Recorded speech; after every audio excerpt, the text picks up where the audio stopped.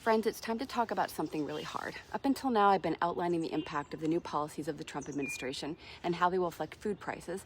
I don't do this to be critical of him for sport. That is simply not who I am. In fact, before the election, I tried to talk about food prices, and I commented regularly that I didn't think either candidate had a well-defined plan to address the issue.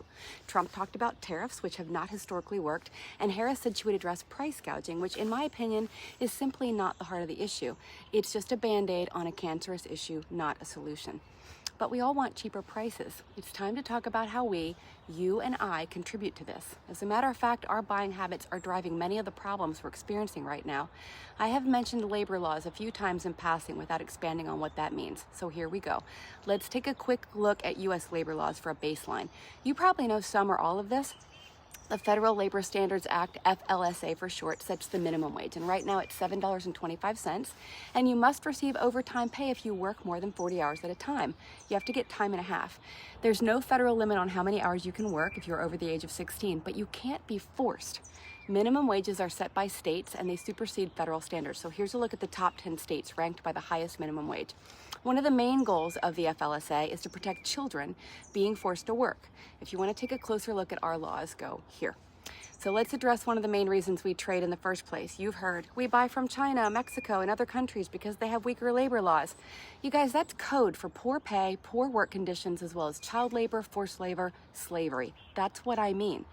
Let's talk about China. First, it was very hard to find data about the actual conditions in China because the official government pages outline rules that very closely mirror the United States. Minimum wage is set at a little over $8, higher than our own. So what's the problem? According to most of the articles I read, not provided by the Chinese government, enforcement is weak. Workers are expected to work long hours. Chinese citizens talk about 996, which is a common reference to the work week. It means 9 a.m. to 9 p.m., 6 days a week. That's 72-hour work weeks. And China's population is about 1.4 billion people. That's a lot of workforce competition.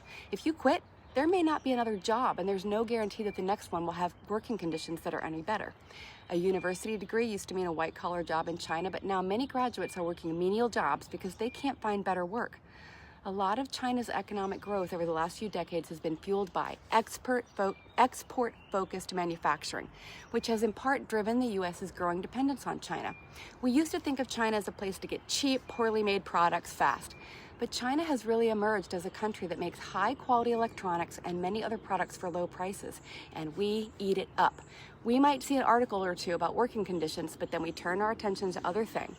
And the next video has a trigger warning on it. Don't show it to your kids without watching it first.